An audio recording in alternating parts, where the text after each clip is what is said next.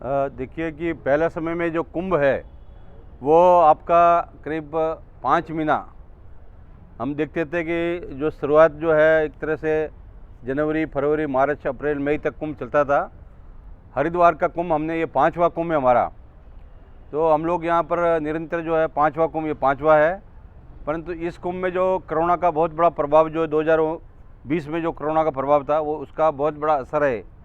यहाँ देखिए केवल साधु संत महात्मा लोग ही है। हमेशा से प्रशासन ने प्रयास किया कि ये कुंभ मेला नहीं होना चाहिए।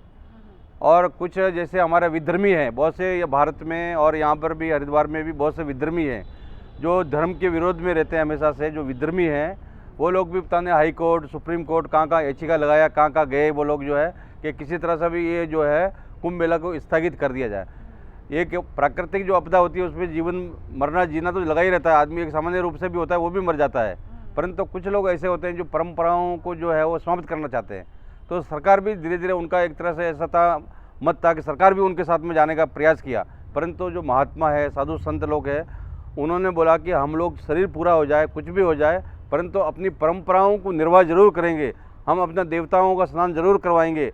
और हमारी जो परंपरा है, जो हम लोग परंपराओं से लगाते हैं, हमारा धर्मध्वजा खड़ा होना है, पेशवाई है, वो सारी परंपराओं का हम निर्वाह करेंगे।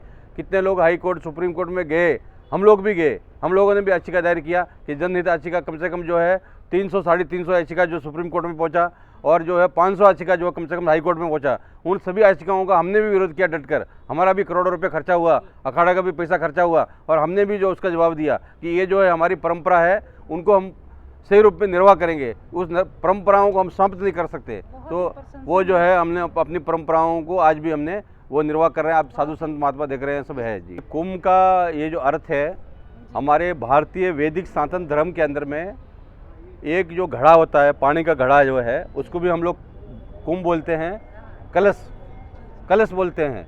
और ऐसा है कि भारतीय वैदिक सनातन हिंदू धर्म के अंदर में जो भी पूजा पाठ पद्धति है, चाहे वो किसी कन्या का विवाह हो, कहीं पर भागवत कथा हो, किसी का घर का जो है शुभ मुहूर्त हो, किसी का गृह प्रवेश हो, या भूमि पूजन हो, या घर मकान को बनाना है, कोई भी विषय को ले लीजिए, हमारा कलश के बिना हमारा जीवन अधूरा है। तो कलश जो है हमारे जीवन का, जैसे हमारे भारतीय वैदिक सनातन धर्म में 16 संस्कार है, तो विशेष रूप से हर संस्कार में कलश का होना और अनिवार्य है।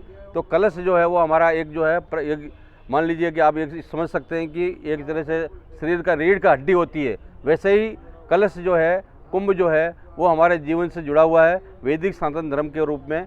और ऐसा बोलते हैं कि प्राचीन समय में देवासुर संग्राम हुआ, देवासुर संग्राम में समुद्र मंथन हुआ, 14 रत्न उसमें से निकले। तो बोलते हैं कि जब हलाल निकला तो उसमें भी बहुत से देवताओं का और राक्षसों का लेकर जो सुर असुरों का विवाद हुआ, तो उसमें ये हुआ कि जयंत को बोला गया कि भाई आप जो है देवताओं को पिलाओ। तो उसमें जो है वो कपट करके राहु केतु 2 ग्रह अलग बन गए, पहले 7 ग्रह थे, फिर 9 ग्रह हो गए। तो उन्होंने जो अमृत पी लिया, तो उसके बाद में जो है वो जयंत लेकर कलश को भगा है। उसके पीछे जो है भगवान विष्णु ने सुदर्शन चक्र लेके चले हैं। तो उसमें क्या है कि वो 4 स्थानों पर, हरिद्वार है, नासिक है, प्रयागराज है, तो ऐसे 4 जो उज्जैन है, 4 स्थानों पर जो बूंद गिरा, तो उसको जो है कुंभ का रूप दिया गया। और यहाँ पर जो है लोग अपना कुछ तिथि होती है, कुछ ग्रह नक्षत्र है, उनके हिसाब से जब यहाँ पर कुंभ होता है तो करोड़ों लोग आकर जो हिंदू जो है आके स्नान वगैरह करते हैं। परंतु कलश जो है वो हमारे जीवन से जुड़ा हुआ है, और प्रत्येक बिंदु जो हमारा जन्म से लेकर मृत्यु तक जो है वो कलश से हम लोग जुड़े हुए हैं। कलश से हम अलग नहीं हो सकते। कोई भी शुभ काम करें तो हमारे लिए कलश की स्थापना, घट की स्थापना, वो बहुत ही अनिवार्य है। इससे हमारा अखाड़ा परिषद ने, भारत के समस्त विद्वानों ने, आचार्यों ने, महामंडलेश्वर मंडलेश्वरों ने तय किया है कि जो अपना 4 स्नान तय किया था, एक तो था कि महाशिवरात्रि का पूरा हो गया, उसके बाद में 12 अप्रैल, 14 अप्रैल और 27 अप्रैल, ये 3 स्थान और बाकी है। तो ये जो है अपना बहुत ही शुभ है, विशेष रूप से कि 12 और 14 और 27 ये तीनों जो है अभी शुभ घड़ी में होंगे। अच्छा शुभ घड़ी है, तो इसमें स्नान करने से बहुत से पुण्य होगा, और व्यक्ति की जो है उसको मोक्ष की प्राप्ति होगी, मुक्ति की प्राप्ति होगी। तो श्रीपंच दशनाम जूना अखाड़ा है, अंतर्राष्ट्रीय इसको इसलिए बोलते हैं कि नेपाल में है, श्रीलंका में है, करीब विश्व के बहुत से अन्य देशों में भी हमारी शाखा है। तो हमारा जो नई दिल्ली से रजिस्ट्रेशन हुआ है जो उसमें अंतर्राष्ट्रीय जो है उसको मान्यता प्राप्त है।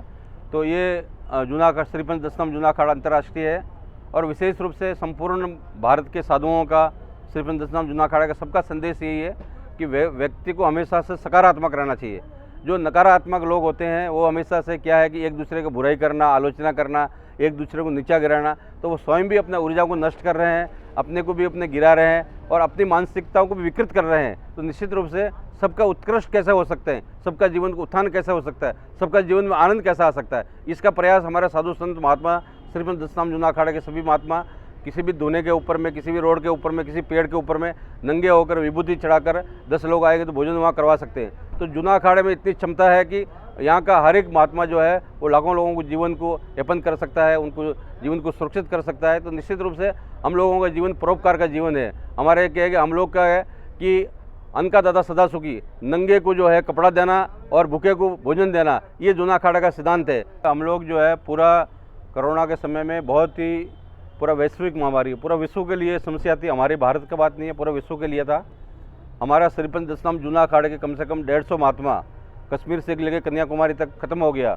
हम लोग समाधि लगाने गए बहुत जगह पर, हम तो एक दिन भी बैठे नहीं है।